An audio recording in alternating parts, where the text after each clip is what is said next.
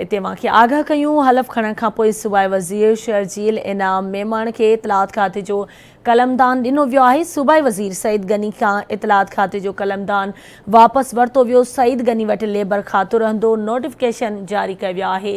अवां खे अहम ख़बर ॾियूं पिया। हलफ खणण खां पोइ सूबाई वज़ीर शर्जील इनाम मेमण खे इतलात खाते जो कलमदान ॾिनो वियो आहे। तफ़सील मालूम कंदासीं कराची में आवाज़ जे रिपोर्टर गाज़ी झंडीर खां। गाज़ी झंडीर तफ़सील खां आगाह कजो।